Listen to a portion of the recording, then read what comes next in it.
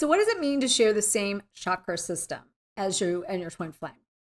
Well, basically, they're invisible cords that keep you connected through your chakras, and not just the 7 chakras in the body that we typically think of the major chakras, but even into the higher self chakras of the 5 higher ones above the head, creating the 12 chakra system.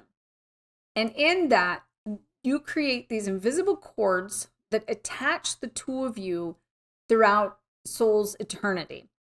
And it also is part of how you can feel their emotions and how sometimes you can't tell the difference in theirs and yours. But with time and awareness, then you can begin to discover your own body and what that means within yourself and bring balance to your own chakras. And that helps you begin to learn how to separate your emotions from their emotions so that you no longer have to feel their sorrow, their confusion, their anger, and their, the things, the karma that maybe they go through.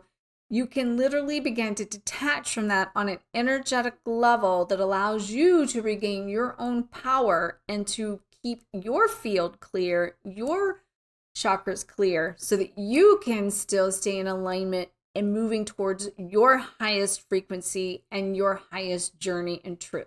I'm going to share with you 3 components to the chakra system so you can get an understanding of what I call the anatomy of the soul. Hello, everyone. If you're new to my channel, I'm Dr. Harmony, and I'm a transformational coach and a quantum healer. I help others that are struggling with separation wounds to find the inner union.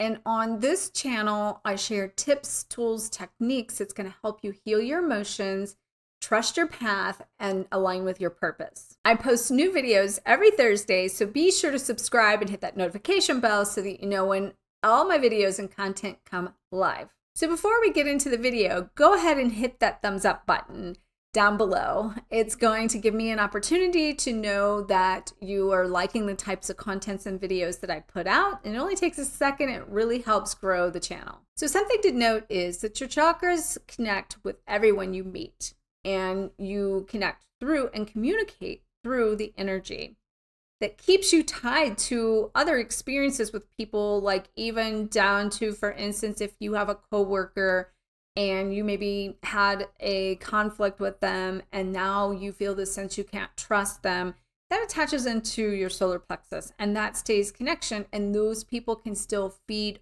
off of you. But the difference between you and your twin flame is you can't sever the cord. And the goal in that is where I hear a lot of people is, but, I can't sever the cord and I can't get him out of my mind and I can't, stop feeling what he thinks, and their energy is basically bothering me and it's making me not be able to sleep, rest, or move forward in my life. Well, no, that is because they're triggering within you the emotions that you have that are stored and suppressed, the wounds that you have that are stored and suppressed, and the karmic clearing inside of you that you need to cleanse and heal your wounds so that when you get those wounds healed, their emotions, their energy, even if you're connected, are no longer going to trigger you. They're no longer going to bother you and keep you feeling this sense of out of control in this situation. Because sometimes people really feel like they're on this journey and they're trapped in a maze and they feel like that they can't get out of this loop and this connection, and you feel kind of webbed in with the person that's keeping you locked together, so to speak. Know that can be released from your attachment and that pull of all of those negative parts if you work on yourself. So I also have this 7-day chakra cleanse video series that can help you clear your chakras, cleanse them, and it's a 7-day challenge. I'm going to place a link above and below, so make sure to check that out. So the first component of this anatomy of the soul is the chakra connection itself that we kind of already talked about. But I want to break that down a little bit on a scientific concept and idea how that really connects and how it also, again, links to not just your twin flame, but everyone around you. So when you come in connection with somebody, you create a cord of attachment. But with your twin flame, you basically already have this energetic connection. And when you meet in the 3D, the cords of attachment also connect, and it starts to pull you together, not just from a soul vibrational level out into your aura, but it pulls you together into the cording of your actual chakras. Now, when I talk about, say, coming together, you have your soul body, you have your twin flame soul body, and then there's this third body that's called the etheric body that houses the energy, a collective pool of energy that exists between you. So if you're doing your own clearing and you've been clearing, say, with your twin flame, you might want to make sure you go into this third body and clear that house out, so to speak, because that's the collective power center that keeps you connected to them, that carries a lot of what I see it sometimes when I help clients do this is like a murky, cloudy energy that can be dense and heavy. And it usually is sort of like where all the karma goes. So you want to make sure to clear that out and keep that clear between you as well. The other thing to keep in mind, you do create a third body with everyone you meet. And as I mentioned, you're basically with those, all of them. Just know that even if it's that coworker that you met that's, triggering you from a sense of trust and connecting to you in your solar plexus, know that every interaction you have with someone is a soul contract. It is an agreement that says during this space and time, we're going to come together. We're going to teach each other lessons. There are karmic connections to these things that we're going to clear individually. There's connections between us that we're going to clear from past life experiences. And with your twin flame, you are going to have those same clearings to do, potentially depending upon how long it's been since you've been with your twin flame in other lives or how many lives. But in this particular life, we're all clearing a lot. So when they come in, what I have done with, especially, my one is cleared all this ancient energy out from like way back. I went the most ancient clearing together, and it was organic. It wasn't like we just totally chose to say, oh, we're going to clear this. I call it the Voyager's journey, where you start having deja vu, you start having dreams, you start having knowings, you start having awakenings. And him and I awakened enough together that we were each getting a piece of the puzzle that brought the whole thing together, and we knew what we were doing in clearing these connections that we had in other dimensions and timelines, which is also important. I like to think of this process as recalibrating your vibration, because you need to release what's no longer working. You need to activate to raise the vibration of these frequencies. You need to then reclaim and recall and connect to more of the higher version of what's coming out of this. And so you're moving through a process of a reboot, like thinking about cleaning out the cache in your computer when it gets bogged down and you have all these search engines you've been searching and all the search history, and then your browser doesn't work and your computer runs slow. So this is what happens to your energetic system in yourself, and even between you and your twin flame and anyone else potentially, that it creates an interference in the frequency that tends to create a issue that blocks you from connecting and communicating on a level that could be more crystal clear. So when it comes to recalibrating your vibration, I couldn't be more excited to share about my Recalibrate Your Vibration retreat that's in Sedona in October the 3rd through the 7th of this year. So it is on an early bird special. And also I am looking at, and I'm in the process of getting my Reiki teacher training to where I plan to be also helping healers become healers in a way that they can get certified in their Reiki healing process, which Reiki is super good to incorporate with healing your chakras. So you might want to consider a Reiki session with someone. I also have that, do those as well. But what I'm finding personally is to get back into the community and create more of this physical connection that is helping us bring things into our form. So yeah, if you make sure to check out the Sedona information, and I will be adding to that what you're going to see information about getting Reiki certified, even though it may not be updated at the time you see this. So in the meantime, if that's something that interests you, make sure to reach out at drharmony@twinflameexpert.com. That's drharmony@twinflameexpert.com. So when it comes to the bonds that you have with your twin flame and this transmission of energy that we're trying to clear out those blocks that is blocking you from connecting to, those bonds is also how the telepathic communication is taking place and how you're exchanging the information that has that energy in it, the energy template that's carrying the Akashic records or the soul records or the karma or all the things that have to be played out. And so those things are within the energy that could be a potential in blocking you from connecting to them based on old programs and old, contracts that you've made.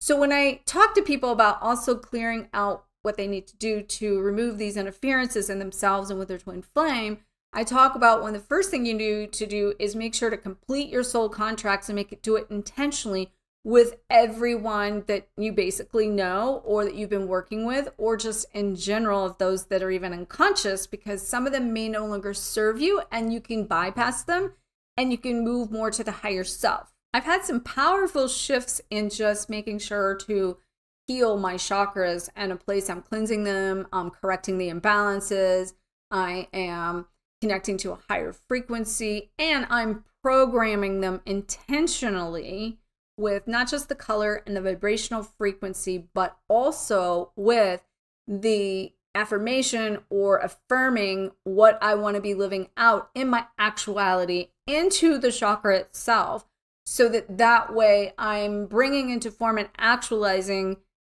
that into my life and what's around me. If that's of interest to you, I highly recommend you check out my Ascension Academy membership, because I have a meditation and an energy transmission that is a 21-day process to use a very specific transmission and meditation that I did that can help you go through the process of doing what I'm talking about. And you can get access and check that out in the link below and above. So the second component to think about is the actual cord itself, and where does it attach, and how does it connect to the chakras, and which specific chakras are most affected. So in general, there are 3 primary chakras that these energetic cords connect to.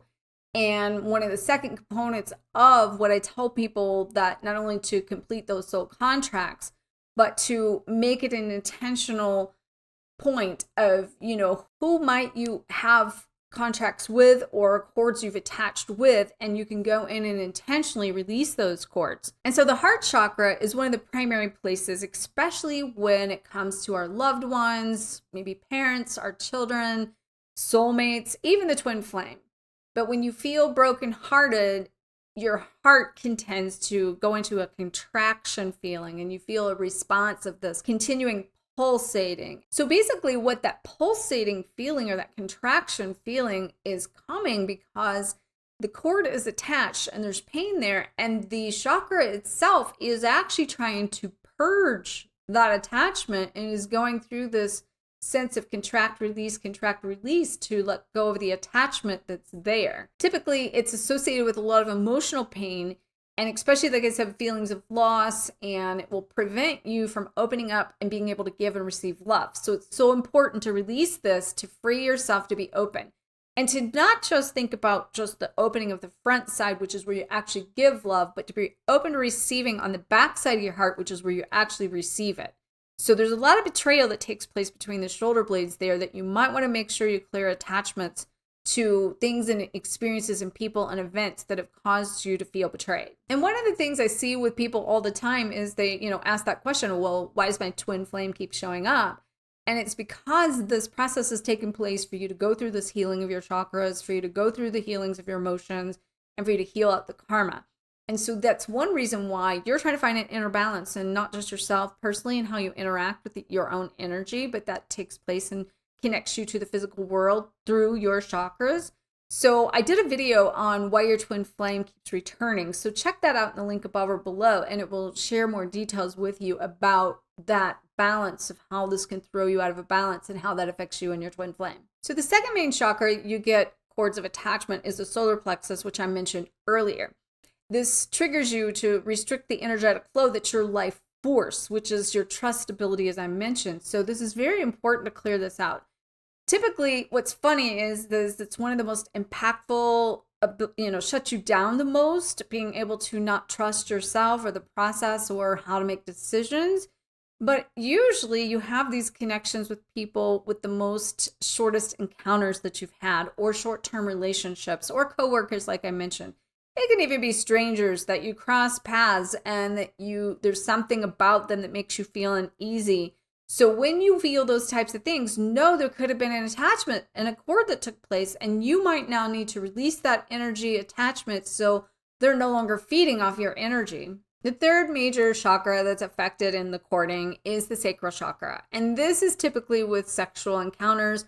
And it doesn't even have to be actually the act of a sexual connection. It can be a chemical response to someone that stimulates you. And I hear this a lot with people with their twin flame, energetic connections, or even with other people that feel like they get energetically sexually charged in a way that, they can feel that sexual energy and know that that's also part of your activation of your Kundalini energy that is helping to awaken you in certain areas. But on the flip side, if you've actually had sexual partners that you have not cleansed and cleared out those cords, know that them and their partners are still connected to you, and you're still clearing for them if you haven't released all the cords of attachment that they've connected to you. And so it's going to be so important to release those cords. Now, we won't go into detail here because it's very complex, but the root chakra is one of the ones that, coming into the actuality, as I mentioned with you and your twin flame, that is a major, major chakra. A lot of times you will work these going like, say, activating up and opening up the higher template. And then once you open that, you activate that, then you're coming back through and connecting like yourself, opening into the crown, the third eye, the throat. And there's a lot of times throat chakra, miscommunication and things like that have trouble expressing yourself with your twin flame based on different emotions coming up. At first you might be able to, and then you feel like it starts to get shut down because now there are fears that are coming up with other things that you go through. But once you really start to come into this 3D actualization, it's really about learning to trust yourself, the journey, and the process with your solar plexus chakra, but then clearing out the energetic sexual energy and blocks and down to even financial and all kinds of like this shame and worth and all these things that your twin flame now will bring up in you, that you're both healing childhood wounds that are in the root chakra that has to come into the healing before you can merge into the 3D. And in everyday life, your root chakras have to be cleared and merged. And if you'd like me to do a video more specifically on that and more ways that you can really get down into clearing and healing the root chakra and those wounds, make sure to leave me a comment below and I'll follow up with a video. And like I mentioned earlier, if you're looking for more guidance to be able to really heal that root chakra and to heal those childhood wounds, I highly recommend you check out my Ascension Academy. I'll leave a link below and above because that information that you'll find there and the healing that you'll find there can really help you heal those wounds. Now, the third component I wanted to talk about was the cord itself, not just where it's attached, but what you need to do technically to cut the cord and some things linked to when you cut the cords. And understanding, as I mentioned, how those cords are connected you to the vows, the debts, the contracts, and the things that you have with your twin flame and other people. So I really highly recommend you make a list of people that may be still, triggering you or causing you to experience these wounds. And then to be able to fully connect to the emotions of it and see where they trigger you and where you feel the trigger. And that most likely is where you have a cord attached. So when it comes to cutting the cord, you might be needing to cut a cord to the negative relationship. And these could be known or unknown. So keep in mind that any cords you cut, it could be known things that you're aware of. But obviously there's a lot of connections and a lot of energy and a lot of communication going on that you're not even aware of. So set the intention to release even the things you are unknown, that you're not familiar with, so that way you can cleanse and clear it through your intention and to release the emotions so that the relationship itself, the emotions, the negative feelings, the experiences. You want to review all of those things and kind of see how that relates to what is still triggering you and then put that in the field of letting it go. And some very specific things would be like abandonment, codependency, not feeling good enough. Those would be emotions you'd want to really think about, not feeling worthy, not feeling validated, feeling betrayed. You might be having trouble expressing yourself, which would be a block potentially to letting go of old persecution, or letting go of expectations of the family, which could be the generational bloodline clearing that you need to heal. So when it comes time to actually cut the cords, I really invite you to do it as a ceremony around maybe a full moon or a new moon. These are things that you can do, affirmative affirmations, affirmative prayers. You can set some time together just to really tune into your body, because to bring all this into form and pay attention to what needs to happen, you really need to feel this out in your body. You need to get more connected to your body and make that connection with your body, and your body is going to speak to you. And if you're really trying to get out of your mind with all these things, connecting back to the body will really help you. So then calling in the guides and the angels, and specifically Archangel Michael, can help you cut these cords of attachment, and all of, the higher self to also direct you on what to do, and use your intuition for what it is that gives you the most benefit, that makes you feel like you have truly surrendered, because it's not about going through the actions of this. You really have to feel the release and the letting go, and on a level that you're truly ready. And know this could go through layers of things, and just because you've done it once, you may not have been ready to let something go that you are another time. And like I mentioned, I have a lot of clearing audios and transmissions in my Ascension Academy, and you can check out below and you get signed up with that. You'll have available to lots of different resources to release your past, raise your vibration, and reclaim your life. And there's an entire program that will walk you through how to do this, as well as the 21-day Recalibrate Your Vibration program that I plan to be introducing on the Academy coming up, and the 21-day Recalibrate Your Vibration Chakra Healing, Self-Healing program that you will find also in the Ascension Academy. And if you enjoyed this video and would like more videos like it, make sure to comment below so that I know to make another one for you. And I really hope you enjoyed the information here. And if you did, make sure to give it that thumbs up.